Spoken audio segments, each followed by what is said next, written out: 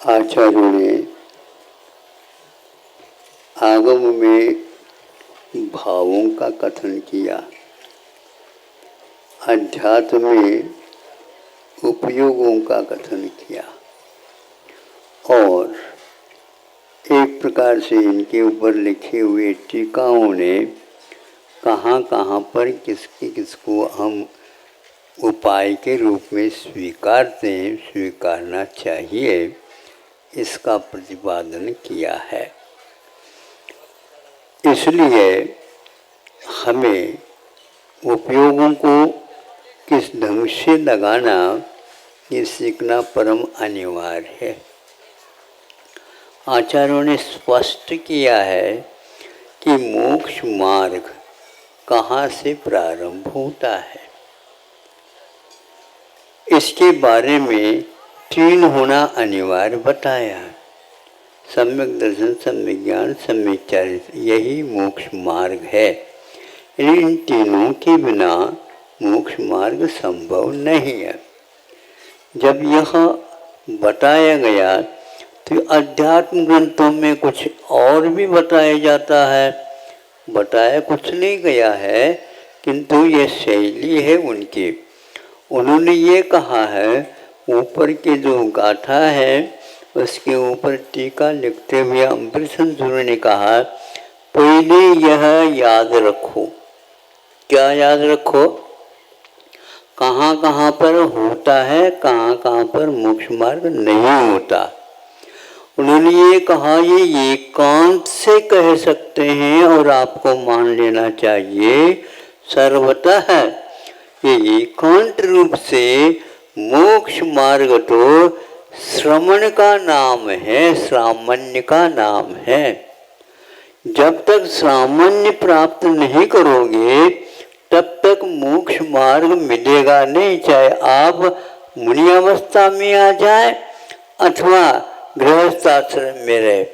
किंतु गृहस्थाश्रम में तो मोक्ष मार्ग किसी भी प्रकार से होता नहीं, क्योंकि सामान्य भी होना चाहिए। अभी जो कहा गया है सामान्य का अर्थ श्रमण संबंधी चर्या, वह श्रमण संबंधी चर्या 5 महाव्रतात्मक, 3 गुप्त्यात्मक, 5 समित्यात्मक, ये होना अनिवार्य है। गुप्ति के बिना तो श्रमण हो सकता है, किंतु सामान्य के लिए पहले गृहस्थाश्रम का त्याग करना अनिवार्य होता है। इस प्रकार ये कौन कह रहे हैं? आचार्य अम्बरचंद सूरी ने ये प्रवचन सार में स्पष्ट रूप से कम 3 बार कहा है। 4 गाथाओं के बीच में 3 गाथाओं में इसका उल्लेख उन्होंने किया है। आंखें खोल करके पढ़ लेना चाहिए। यदि चश्मा लगता है बदल करके और उसका प्रयोग कर लेना चाहिए। जब घर में सामान्य ही नहीं मानते हैं तो ऐसी स्थिति में शुद्धोपयोग की बात बिल्कुल ही गलत सिद्ध हो जाएगा। इसको किसी भी प्रकार से स्वीकारना नहीं चाहिए। इसी प्रकार जैसे स्वामी 3-4 स्थानों पर ये लिखा है कि इन्हीं के आधार लेकर के, अमृतचंद सूरी के आधार लेकर के, जब तक आप इस सम्यक दर्शन के स्वरूप नहीं समझोगे। क्या सम्यक दर्शन? एक सराग सम्यक दर्शन अथवा गृहस्थाश्रम में होने योग्य सम्यक दर्शन, और मुनि अवस्था में हो करके भी जब वह शुद्धोपयोग में लीन होता है उस समय जो होता है वितराग सम्यक दर्शन, वो घर में कभी भी संभव ही नहीं है। कोई भी हो, तीर्थंकर भी क्यों न हो, नहीं होगा इस प्रकार विभाजन। इसलिए इस अस्मिन ग्रंथे, इस ग्रंथ में 6ठे गुणस्थानवर्ती अथवा यूं कह दो संयमा संयम तक तो कोई वर्णन है ही नहीं है। जब इस प्रकार 2-2 आचार्य 3-3 आचार्य कह रहे हैं अपने मतलब को शुद्ध करने के लिए, कुछ लोग इसका अपलाप करते हैं अथवा जो एक प्रकार से इसकी हिंदी का रूप ही नहीं पढ़ते हैं अथवा पढ़ते हैं तो इस हिंदी का अनुवाद ठीक है क्या नहीं ये भी नहीं बताते। इसलिए आप लोगों को सावधानी के साथ स्वाध्याय करने की आवश्यकता है।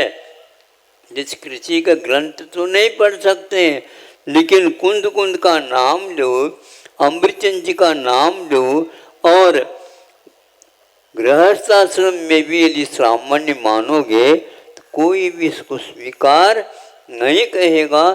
इस प्रकार स्पष्ट रूप से लिखा हुआ है, इसका आप लोग अवश्य ही मनन करेंगे। अब रही बात जब मोक्ष प्राप्त करना है श्रावकों के भी और मुनियों को भी, किंतु वह परंपरा से मुक्ति एक देने वाला होता है।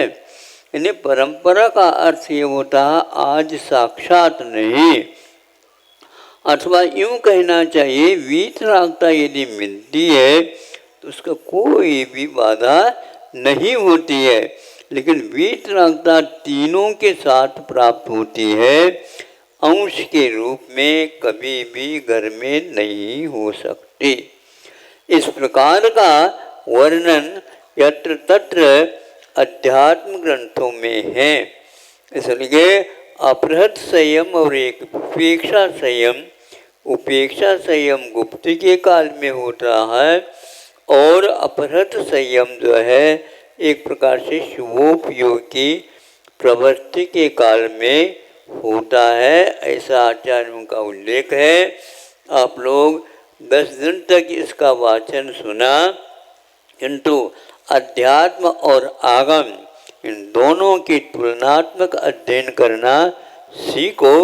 और जो व्यक्ति इसका तलस्पर से ज्ञान रखता है उसके सहयोग से आप इस कार्य को कर सकते हो, नहीं तो मुनि महाराजों के पास जा कर के पूछ सकते हो। किंतु जो व्यक्ति केवल भावार्थ को ही दिखा करके आपको संतुष्ट करना चाहता है वहाँ पर आपका किसी भी प्रकार से मंतव्य सिद्ध नहीं होने वाला है। इतना ही कहना आज पर्याप्त है, क्योंकि आज बहुत लंबा आप लोग चल चुके हैं, थोड़ा सा विश्राम ले लें। अहिंसा परमो धर्म की